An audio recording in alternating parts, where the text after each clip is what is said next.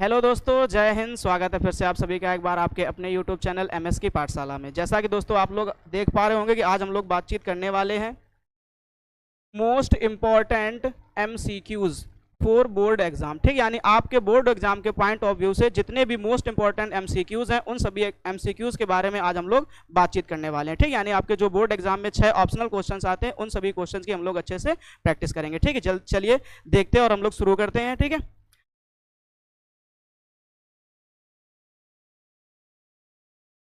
चलिए जरा ध्यान से देखिएगा। ठीक, हमारे पास में जो पहला क्वेश्चन है वो दिया गया है क्या कि अणुसंघ गुणधर्म। ठीक है ना, क्या कह रहा है आपसे कि अणुसंघ गुणधर्म किसे या क्या है। ठीक, यानी इन 4 ऑप्शन में अणुसंघ गुणधर्म कौन सा है ये बात आपको बतानी है। ठीक है, तो अणुसंघ गुणधर्म होते हैं 4 प्रकार के। ठीक, सबसे पहले आपको ध्यान रखना है तो वाष्प दाब का आपेक्षिक अवनमन।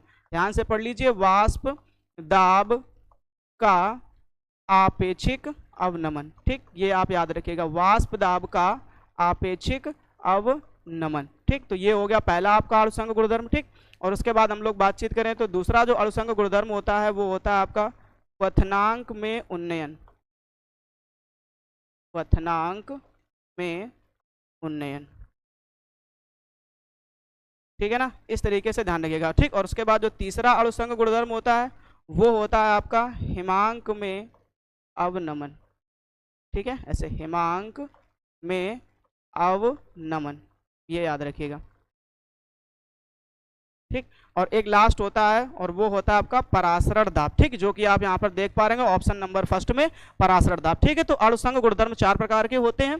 पहला है वाष्प दाब का आपेक्षिक अवनमन, क्वथनांक में उन्नयन, हिमांक में अवनमन और चौथा होता है परासरण दाब। ठीक, आई होप आप लोगों को पहला क्वेश्चन अच्छी तरीके से क्लियर हो गया होगा। ठीक है, चलिए देखते हैं अब हम लोग दूसरा क्वेश्चन। ठीक, अब दूसरे क्वेश्चन में आपसे पूछा गया अगर निम्नलिखित किस यौगिक में मैग्नीज की ऑक्सीकरण संख्या +6 है। ध्यान से देखिएगा, मोस्ट इंपॉर्टेंट क्वेश्चन है, कह रहा ऑक्सीकरण संख्या +6 है। ठीक, अब ये आपको निकालना है, हम लोग एक एक ऑप्शन को अच्छे से क्लियर करेंगे। ठीक, ध्यान से देखिएगा, पहला जो ऑप्शन है, अच्छा हमें करना क्या होता है तो जिसके लिए निकालना है, ध्यान से देखो, आपसे पूछा गया ना मैग्नीज की बतानी है। ठीक, तो मैग्नीज के बताने के लिए आपको क्या करना पड़ेगा, उसे X मान लेना पड़ता है। ठीक, तो ध्यान से देखिए, पहले हम लोग पहले ऑप्शन को करना शुरू करते हैं। ठीक, देखो तो क्या करोगे आप मैग्नीज को क्या मान लीजिए X। ठीक, प्लस और उसके बाद में ध्यान से देखना आपको क्या दिख रहा है ऑक्सीजन। ऑक्सीजन के कितने मॉलिक्यूल दिख रहे हैं 3, तो 3 लिख दीजिए और मल्टीप्लाई करा देते हैं इसके ऊपर चार्ज कितना होता है। ठीक, तो बराबर में क्या कर देना आपको 0। ठीक है, अब यहाँ पर ध्यान से देखो तो मैग्नीज के भी कितने मॉलिक्यूल हैं 2, तो यहाँ पर आप 2 से क्या कर दीजिएगा मल्टीप्लाई करा दीजिए। ठीक, अब जब आप इसको कैलकुलेट करेंगे तो आप देखेंगे क्या 2x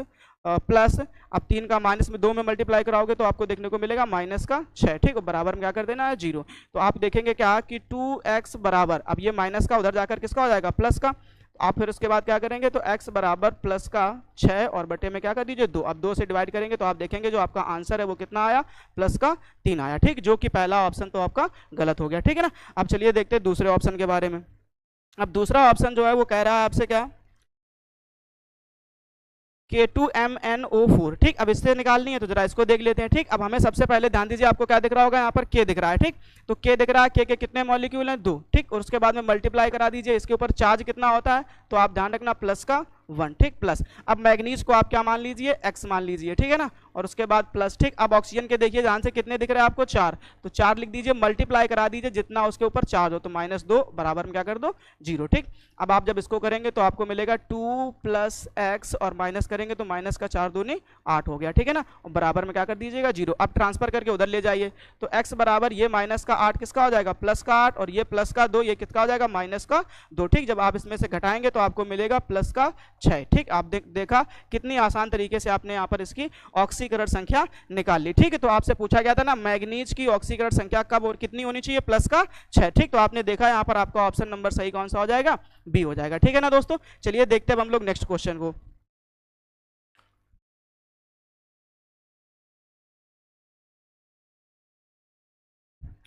चलिए अच्छा ध्यान से पढ़िएगा। ठीक, अब हमारे पास में जो नेक्स्ट क्वेश्चन है वो दिया गया है निम्नलिखित लिगेंडों में से, ध्यान से पढ़िएगा, निम्नलिखित लिगेंडों में से कौन सा लिगेंड उभय दंती, ये ध्यान रखो, कह रहा उभय दंती लिगेंड के समान व्यवहार करता है। ठीक, यानी कि आपसे पूछा गया है कि उभय दंतुर लिगेंड क्या होता है। बड़ी आसान सा क्वेश्चन है और आसानी से आप समझ पाएंगे। ठीक है, अब उभय दंतुर लिगेंड कहते हैं किसको, तो थोड़ी सी इसकी डेफिनेशन सुन लीजिए जरा। ठीक, हम लोग उभय दंतुर लिगेंड उसे कहते हैं जिनके पास में एक से अधिक दाता परमाणु होते हैं। ठीक, लेकिन जब वो केंद्रीय परमाणु से जुड़े तो सिर्फ एक दाता परमाणु से जुड़े, ठीक है। और हमारे पास में अगर मैं बात करूं तो यहाँ पर आप देख पा रहे होंगे क्या लिखा हुआ है H2O, ठीक। तो ये कैसा है, एक आपका उदासीन लिगेंड है, ठीक, इससे कोई मतलब नहीं है। ऐसे यहाँ पर EN लिखा हुआ है, ठीक, तो ये भी कैसा है, एक उदासीन लिगेंड है, ठीक। और ऑप्शन नंबर डी में आपने देखा कि यहाँ पर क्या दिख रहा है आपको, NH3 दिख रहा है, ठीक, तो ये भी कैसा है, एक उदासीन लिगेंड है, ठीक है। तो यहाँ पर आपका ऑप्शन सही हो जाएगा NO2, ठीक। अब इसके दो होते हैं, जरा समझिए। एक होता है आपके पास में ONO, इसमें दाता परमाणु क्या हो जाएगा आपका O, और एक होता है आपका क्या NO2, ठीक, और इसमें आपका दाता परमाणु क्या हो जाएगा N हो जाएगा, ठीक। यानी आप NO2 को ऐसे दो तरीके से लिख सकते हैं, ठीक है। और आपका ध्यान रखना है कि यही हमारा क्या कहलाता है, उभयदंतुर लिगेंड कहलाता है। मतलब जिनके पास में एक से अधिक दाता परमाणु होते हैं वो सब क्या कहलाते हैं, उभयदंतुर लिगेंड कहलाते हैं। लेकिन एक कहानी और होती है, वो क्या कि ये जो अगर केंद्रीय परमाणु से जुड़े होंगे तो सिर्फ किससे, एक दाता परमाणु से जुड़े होंगे, ठीक। ये बात आप अच्छे से याद रखिएगा। फिलहाल चलिए देखते हैं अब हम लोग क्या नेक्स्ट क्वेश्चन को, ठीक। अब नेक्स्ट क्वेश्चन में आपसे पूछ रहा है, कह रहा है acid chloride, sorry acyl chloride के रोजेनमुंड अपचयन अभिक्रिया। ये अच्छा कॉन्सेप्ट है, ध्यान रखना। रोजेनमुंड अपचयन से बनता है, क्या बनता है, कह रहा एल्डिहाइड बनता है, अल्कोहल बनता है, ठीक, हाइड्रोकार्बन बनता है या एल्किल क्लोराइड बनता है, ठीक है। जरा समझिए ध्यान से कि रोजेनमुंड अपचयन अभिक्रिया क्या होती है। तो आप याद रखिएगा कि पलाडियम तथा बेरियम सल्फेट, समझ रहे हैं ना, पलाडियम तथा बेरियम सल्फेट की उपस्थिति में, ठीक। अब कह रहा ना एसिल क्लोराइड, ठीक। तो आप एसिल क्लोराइड समझिए ध्यान से, जैसे मैंने आपसे यहाँ पर एक एग्जांपल बता दूं, ठीक। तो इस तरीके से आप ध्यान रखिएगा। यहाँ पर क्या हो गया, C+O और यहाँ पर क्या लिख दिया आपने, ठीक है। तो यहाँ पर आपको क्या कर देना है, Cl लिख लेना, क्या लिख लेना है, Cl, ठीक। तो ये हो गया आपका एसिल क्लोराइड, ठीक। अब एसिल क्लोराइड का क्या कराना है, अपचयन। अच्छा, अपचयन का मतलब होता है हाइड्रोजन के साथ में अभिक्रिया, किसके साथ में, हाइड्रोजन के साथ में, ठीक। तो अब आप देखेंगे क्या कि यहाँ से आपको कितने हाइड्रोजन दिख रहे हैं, दो। तो एक आप हाइड्रोजन किसको दे दीजिए, यहाँ से निकाल करके Cl को, ठीक। और एक हाइड्रोजन बचेगा, उसकी जगह पर आप यहाँ पर कार्बन को दे दीजिएगा जाकर के, ठीक। मतलब कहने का साफ है कि यहाँ से आपको जो बाहर होने वाला वो क्या दिखेगा, HCl, ठीक। और जो आपको दूसरा मॉलिक्यूल मिलेगा वो कुछ इस तरीके से आप देख पाएंगे, C+O और यहाँ पर केवल क्या बचेगा, एक H, ठीक। और इसको हम लोग बोलते हैं एल्डिहाइड। यानी ये जो फॉर्मूला बन गया वो किसका बन गया, बेंजल्डिहाइड का, ठीक। तो यहाँ पर आपका जो ऑप्शन नंबर फर्स्ट है वो सही हो जाएगा कि एसिल क्लोराइड के रोजेनमुंड अपचयन से आपको क्या देखने को मिलेगा, एल्डिहाइड देखने को मिलेगा, ठीक। आई होप आप लोगों को क्वेश्चन क्लियर हो गया होगा। चलिए देखते हैं अब हम लोग नेक्स्ट क्वेश्चन।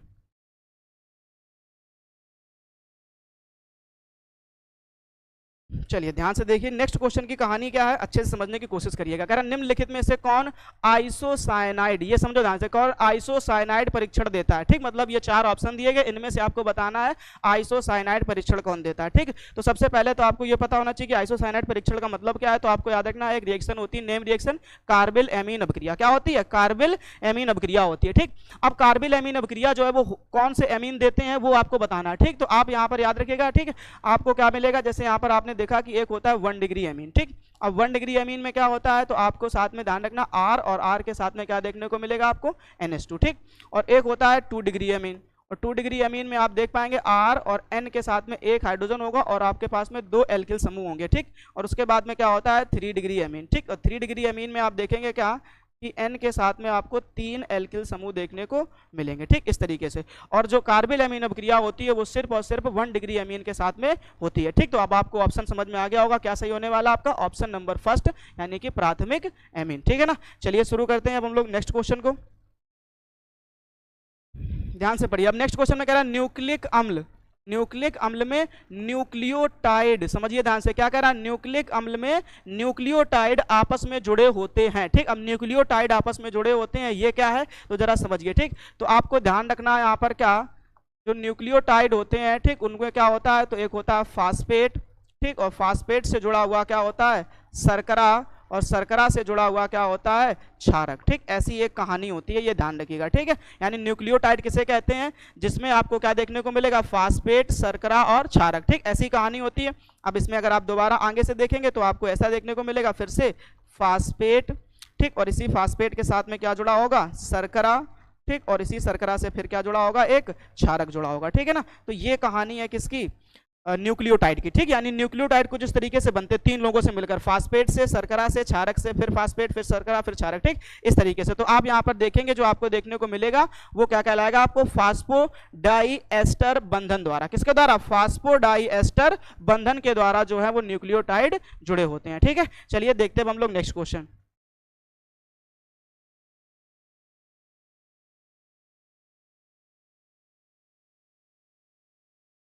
चलिए दोस्तों ध्यान से पढ़िएगा, ठीक। नेक्स्ट क्वेश्चन में आपसे पूछा गया किसी विलयन के अणु संघ गुणधर्म, फिर से देखो वही क्वेश्चन आ गया ना, अणु संघ गुणधर्म निर्भर करते हैं, ठीक। अब देखो एक सीधी सीधी कहानी लिखी, इसमें क्या लिखा है, कह रहा अणु संघ गुणधर्म। अब आप यहाँ पर देखो ध्यान से, क्या लिखा है, एक वर्ड लिखा है संख्य, ठीक। संख्य का मतलब होता है संख्या, संख्य का मतलब क्या हो गया, संख्या, ठीक। तो ये ध्यान रखना, तो कह रहा संख्या मतलब वो तत्व या वो सारे यौगिक जो किस पर निर्भर करते हो, अणुओं की संख्या पर। अणु का मतलब क्या हो गया, अणु, और संख्य का मतलब क्या हो गया, संख्या। मतलब जो अणुओं की संख्या पर निर्भर करते हो वो हमारे क्या कहलाते हैं, अणु संघ गुणधर्म कहलाते हैं, ठीक। पहला ऑप्शन कह रहा विलय के कणों की संख्या पर, ठीक। दूसरा कह रहा विलय के कणों की प्रकृति पर, ये समझो ध्यान से, एक तो कह रहा संख्या पर, दूसरा क्या कह रहा प्रकृति पर, ठीक। तीसरा कह रहा विलायक के कणों पर, विलायक के कणों की प्रकृति पर, ठीक। और चौथा कह रहा विलय तथा विलायक दोनों के कणों की प्रकृति पर, ठीक। तो आपको ध्यान रखना ये प्रकृति पर बिल्कुल निर्भर नहीं करता है, हमने आपसे बोला किस पर डिपेंड करता है, तो अणुओं की संख्या पर, यानी ऑप्शन नंबर क्या हो जाएगा, फर्स्ट सही हो जाएगा, ठीक है।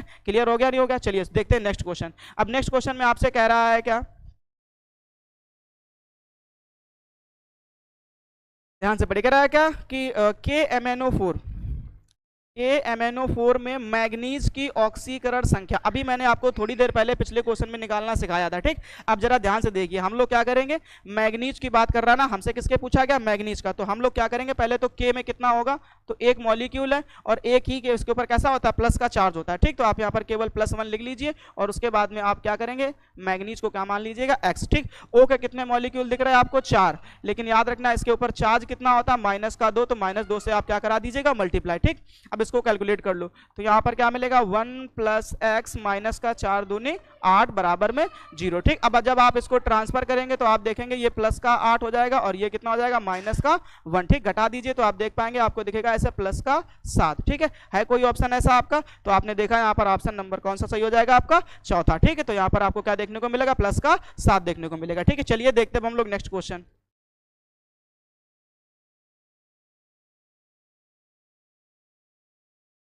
अब नेक्स्ट क्वेश्चन में ध्यान से देखिएगा, पूछा गया है क्या, कह रहा है क्या कि आपको यहाँ पर एक कोऑर्डिनेशन कंपाउंड यानी उपसह संयोजन यौगिक दिया गया कुछ इस तरीके से, ठीक। अब इसमें आपसे कह रहा है ना कि कोबाल्ट की उपसह संयोजन संख्या, सुनो जरा ध्यान से, ठीक। उपसह संयोजन संख्या, उपसह संयोजन संख्या, उपसह संयोजन संख्या, ठीक। इसकी कहानी समझना जरा ध्यान से, उपसह संयोजन संख्या और एक होता है आपका क्या, समन्वय संख्या, ठीक। दोनों को अच्छे से याद कर लीजिएगा, उपसह संयोजन संख्या या समन्वय संख्या, ठीक। अब उपसह संयोजन संख्या या समन्वय संख्या कहते किसको है, तो कुछ नहीं, आप ध्यान रखना कि केंद्रीय परमाणु से जुड़े, किससे, केंद्रीय परमाणु से या केंद्रीय धातु परमाणु से जुड़े लिगेंडों की संख्या को हम लोग क्या कहते हैं, उपसह संयोजन संख्या या समन्वय संख्या कहते हैं। अब केंद्रीय परमाणु किसे कहते हैं, तो आप देख पा रहे होंगे यहाँ पर आपको दिख रहा होगा कोबाल्ट, ठीक। अब कोबाल्ट से देखो एक तो ये लिगेंड जुड़ा हुआ है NH4 और दूसरा लिगेंड आपका क्या जुड़ा हुआ है, Cl। याद रखना इस स्क्वायर ब्रैकेट के अंदर, किसके, इस स्क्वायर ब्रैकेट के अंदर, ये चीज आपको याद रखनी है, ठीक। इसमें आपने देखा कि यहाँ पर जो आपको दिख रहा है ना, इसको हम लोग बोलते हैं केंद्रीय परमाणु, ठीक। और ये दोनों के दोनों आपके क्या कहलाएंगे, लिगेंड कहलाएंगे, ठीक। अब अगर ध्यान से देखो तो यहाँ पर अमोनियम के 4 और उसके बाद आप देखो तो क्लोरीन के कितने दिख रहे होंगे, 2, तो 4 और 2 मतलब कितने हो गए, टोटल लिगेंडों की संख्या कितनी हो गई, 6। तो इसकी जो उपसह संयोजन संख्या है वो भी कितनी हो जाएगी, 6 हो जाएगी, ठीक। तो बस इतना ध्यान रखना, तो यहाँ पर आपका ऑप्शन नंबर सही हो जाएगा चौथा, ठीक है ना। चलिए देखते हैं अब हम लोग नेक्स्ट क्वेश्चन, थोड़ा सा टेक्निकल इशू हो गया है, चलिए देखते हैं हम लोग दोबारा से। चलिए अच्छा ध्यान से पढ़िएगा, ठीक है। हम लोग पढ़ रहे थे किसके बारे में, क्वेश्चन नंबर 10 के बारे में हम लोग सीख रहे थे। कह रहा इटार्ड अभिक्रिया, ठीक। तो कह रहा इटार्ड अभिक्रिया में टालुइन को बेंजेल्डिहाइड में, किसमें, बेंजेल्डिहाइड में ऑक्सीकृत करते हैं, ठीक। तो किसके द्वारा ऑक्सीकृत किया जाता है, इसकी कहानी हम लोग सीख रहे थे। फिलहाल आप देखेंगे ध्यान से, क्या इस तरीके से आपको बेंजीन समूह के ऊपर क्या देखने को मिलेगा, CH3, ठीक। इसको हम लोग बोलते हैं टालुइन। अब टालुइन का कराना ऑक्सीकरण, अब कराना किसकी उपस्थिति में होता है, तो आपने देखा यहाँ पर ऑप्शन नंबर सेकेंड में आपको मिला होगा क्रोमिल क्लोराइड यानी कि CrO2Cl2, ठीक। ये ध्यान रखना। और दूसरी कहानी इसमें क्या होती है, तो दूसरी कहानी होती है जल की, ठीक, यानी ऐसे, यानी ऑक्सीकरण कराना है और जल अपघटन कराना है, ठीक। तो इसमें आप देखेंगे कि आपको क्या देखने को मिलेगा, बेंजाइलडिहाइड देखने को मिलेगा, ठीक है ना। इस तरीके से आपको ध्यान रखना। अब बेंजाइलडिहाइड क्या होता है, तो बेंजीन समूह के ऊपर आपको क्या देखने को मिलेगा, CHO देखने को मिलेगा, ठीक है। तो इटार्ड अपक्रिया याद कर लीजिए, मोस्ट इंपॉर्टेंट क्वेश्चन है, ठीक। तो आपको याद रखना है क्रोमिल क्लोराइड की उपस्थिति में हम लोग क्या कराते हैं, इसका ऑक्सीकरण कराते हैं। तो जब टॉलुइन का ऑक्सीकरण होता है तो आपको क्या प्राप्त हो जाएगा, बेंजाइलडिहाइड प्राप्त हो जाएगा, ठीक है। चलिए देखते हैं अब हम लोग नेक्स्ट क्वेश्चन।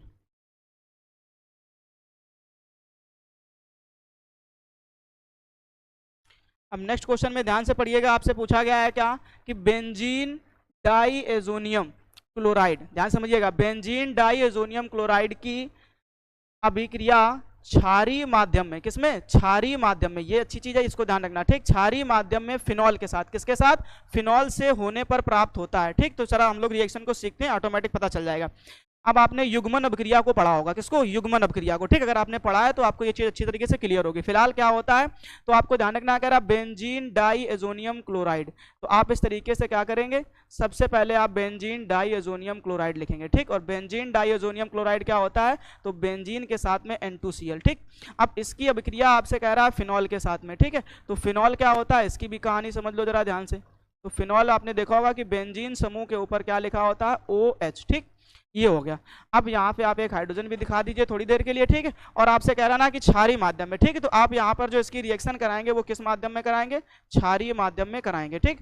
तो ये ध्यान रखना। तो क्षारीय माध्यम में आप NaOH ले लीजिए या KOH ले लीजिए, कुछ भी ले लीजिए, कोई दिक्कत नहीं है, ठीक। तो क्षारीय माध्यम में जब आप ये रिएक्शन कंप्लीट कराएंगे तो आप देखेंगे कि आपको यहाँ से जो H दिख रहा है ना, वो किसके साथ चला जाएगा, Cl के साथ में, ठीक। तो जो आपका बाहर होने वाला कंपाउंड है वो क्या मिलेगा आपको, HCl मिलेगा, ठीक। और फिर आप देखेंगे कुछ इस तरीके से आपको फाइनली जो आपका कंपाउंड है वो देखने को मिलेगा, ठीक। यहाँ पर आपको N डबल बॉन्ड N और इस N के साथ में आप यहाँ पर क्या जोड़ेंगे, ये फिनॉल जोड़ेंगे, ठीक। तो ये ध्यान रखना, इस तरीके से आपको जो फाइनली कंपाउंड है वो देखने को मिलेगा, ठीक। अब हम इसको बोलते क्या है, तो आप ध्यान रखना है कि पैरा हाइड्रोक्सी, क्या बोलेंगे, पैरा हाइड्रोक्सी, और फिर को बोलेंगे डाईएजो, क्या बोलेंगे, डाईएजो, और उसके बाद क्या कहलाएगा हमारा, बेंजीन, ठीक। तो इस तरीके से यहाँ पर आप ध्यान रखेंगे तो आपका ऑप्शन नंबर सही हो जाएगा सेकेंड, ठीक है। चलिए देखते हैं अब हम लोग नेक्स्ट क्वेश्चन।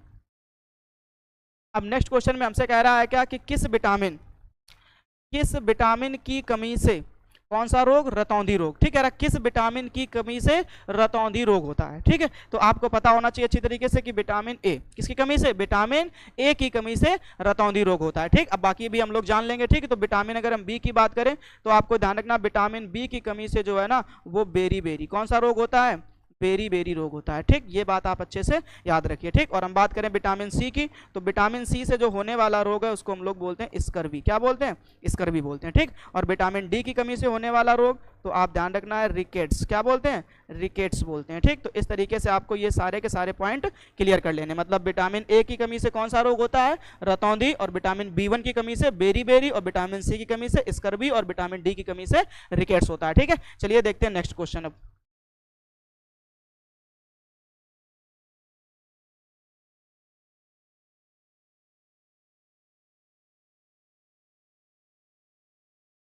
चलिए ध्यान से देखिएगा, नेक्स्ट क्वेश्चन में आपसे पूछा गया है, कह रहा है निम्नलिखित में से, क्या कह रहा है, निम्नलिखित में से कौन अधिक अम्लीय है, निम्नलिखित में से कौन अधिक अम्लीय है, ये बात आपको ध्यान रखना, ठीक है। तो अम्ल के लिए आपको थोड़ी सी कहानी समझनी है, क्या, जो सबसे ज्यादा अम्लीय होता है वो होता है आपका कार्बोक्सिलिक अम्ल, क्या होता है, कार्बोक्सिलिक अम्ल होता है, ठीक। ये आप अच्छे तरीके से याद रखिए, ठीक। अच्छा, कार्बोक्सिलिक अम्ल के बाद में कहानी किसकी आती है, तो कार्बोक्सिलिक अम्ल के बाद में कहानी आती है फिनॉल की, किसकी आती है, फिनॉल की आती है, ठीक। और फिनॉल क्या होता है, तो बेंजीन समूह के ऊपर OH, ठीक। उसके बाद कहानी आती है किसकी, जल की, ठीक है ना। ये ध्यान रखना, किसकी आएगी, जल की आएगी, ठीक। और जल के बाद में सबसे लास्ट में जो कहानी होती है वो होती है अल्कोहल की, ठीक है। ये आप ध्यान रखिएगा, ठीक। तो आप सबसे ज्यादा, तो अब आप इनमें से देख लीजिए आपको कौन देखने को मिल रहा है, ठीक है। तो क्या जल देखने को मिल रहा है, तो जल तो फिनॉल से कम है, किससे है, फिनॉल से कम है, ठीक। तो आप याद रखेंगे यहाँ पर आपको क्या देखने को मिल रहा है, फिनॉल, यानी C6H5OH, ठीक। तो यहाँ पर आपका ऑप्शन नंबर कौन सा सही हो जाएगा, सेकेंड, ठीक। अब यहाँ पर जल भी दिया गया है और आपने देखा यहाँ पर क्या देखने को मिल रहा है, आपका एथिल अल्कोहल दिया गया है, जल दिया गया, ठीक। लेकिन अगर हम बात करें सबसे ज्यादा, तो सबसे ज्यादा होता है कार्बोक्सिलिक अम्ल, तो कार्बोक्सिलिक अम्ल तो है ही नहीं हमारे पास में, ठीक। दिख क्या रहा है आपको, फिनॉल। तो यहाँ पर आपका जो ऑप्शन नंबर सेकंड सही है ना, वो सही हो जाएगा, फिनॉल, ठीक है ना। चलिए देखते हैं अब हम लोग नेक्स्ट क्वेश्चन।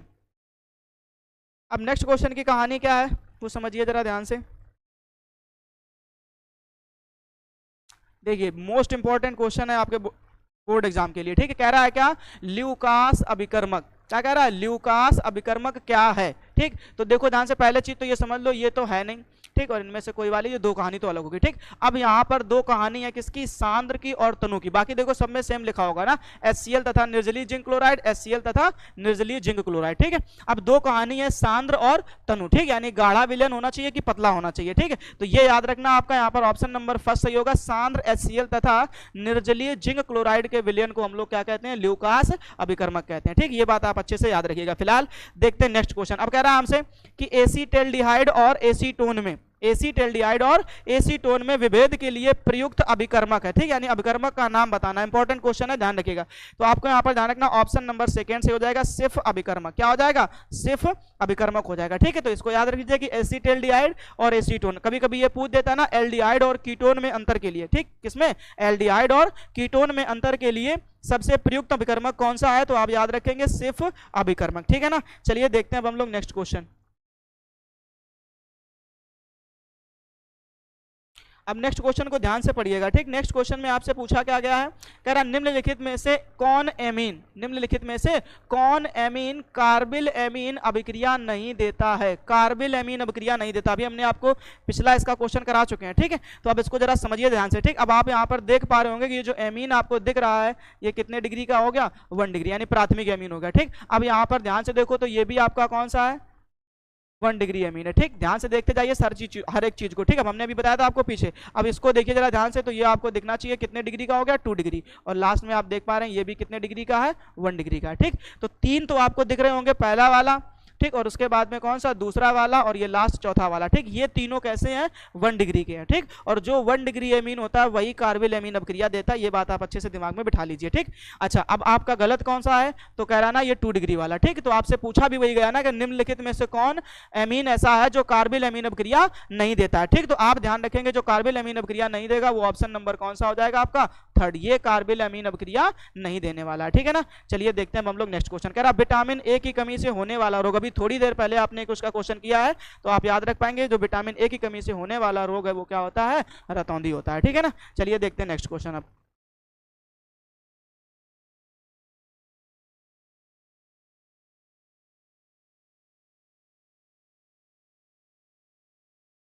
ठीक, अब देखो कह रहा विलयन का अणुसंग गुणधर्म नहीं है। फिर से देखिए ये क्वेश्चन तो आप पीछे पढ़ चुके हैं ना, विलयन का अणुसंग गुणधर्म नहीं है, तो हमने आपको 4 अणुसंग गुणधर्म पढ़ाए थे, ठीक। अब देखो जरा ध्यान से, परासरण दाब, परासरण दाब ये भी क्या है, एक अणुसंग गुणधर्म है। हिमांक का अवनमन ये भी क्या है, एक आपका अणुसंग गुणधर्म है, ठीक। और उसके बाद में आप देख पा रहे हैं वाष्प दाब में आपेक्षिक अवनमन ये भी क्या है, एक अणुसंग गुणधर्म है, ठीक। तो आपका जो सही ऑप्शन है वो क्या हो जाएगा, पृष्ठ तनाव, ठीक। यानी जो अणुसंग गुणधर्म नहीं है वो कौन सा नहीं है, तो पृष्ठ तनाव नहीं है, ठीक है ना। चलिए देखते हैं अब हम लोग नेक्स्ट क्वेश्चन, ठीक। ये बड़ा ही इंपॉर्टेंट क्वेश्चन और फंसाने वाला क्वेश्चन है। कह रहा 3 धात्विक धनायनों, समझना ध्यान से, ठीक। कह रहा एक्स, वाई और जेड के मानक अपचयन, क्या कह रहा, मानक अपचयन इलेक्ट्रोड विभव क्रमशः दिया गया है, प्लस का 0.5 वोल्ट, उसके बाद कह रहा माइनस का 3.03 वोल्ट तथा माइनस का 1.18 वोल्ट है।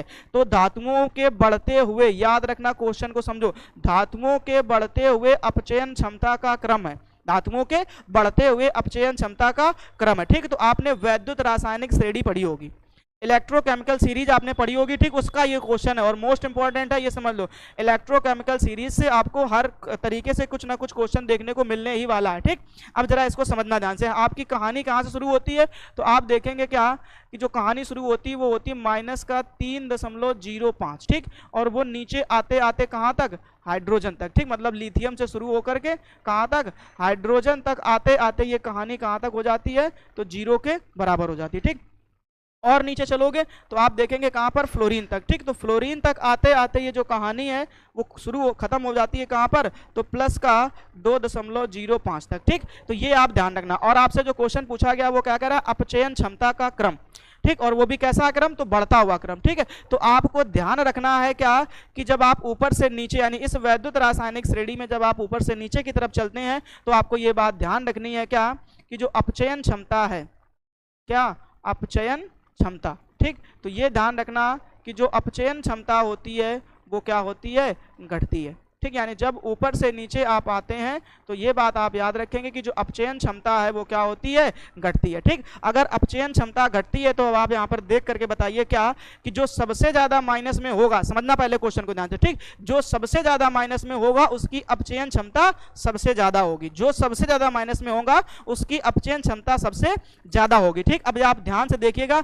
आपको यहाँ पर सबसे ज्यादा माइनस में क्या दिख रहा है, -3.03 वोल्ट। ठीक, तो ये आप ध्यान रखिएगा, और ये किसके लिए नाम है, तो ये है वाई के लिए। ठीक, अब देखिए जरा जहां पे वाई सबसे ज्यादा हो, ठीक, तो एक ही ऑप्शन दिख रहा होगा आपको, सेकंड नंबर जहां पे वाई सबसे ज्यादा दिख रहा है। ठीक, उसके बाद आप और थोड़ा सा नीचे आएंगे तो आप उसमें देख पाएंगे क्या कि आपको और माइनस का दिखेगा, तो अब माइनस का कहां दिख रहा है आपको, ये वाला दिख रहा है। ठीक, तो यहाँ पर किसकी कहानी हो गई, जेड की कहानी हो गई। ठीक, उसके बाद सबसे कम देखिए ध्यान से, तो प्लस में किसकी वैल्यू आ गई है, इस एक्स की। ठीक, तो आप यहाँ पर ध्यान, सबसे लास्ट में आपको क्या देखने को मिलेगा, एक्स देखने को मिलेगा। ठीक है ना दोस्तों, आप लोगों को ये सारे क्वेश्चन अच्छी तरीके से समझ में आ गए होंगे। ठीक है, हम लोग फिर से मिलेंगे ऐसे ही मोस्ट इंपॉर्टेंट क्वेश्चंस के साथ में। तब तक के लिए जय हिंद, अपना ख्याल रखिएगा और अच्छे से पढ़ाई करते रहिएगा दोस्तों। ठीक, अगर आप चैनल पर फर्स्ट टाइम आए हुए हैं तो प्लीज चैनल को सब्सक्राइब कर लीजिए।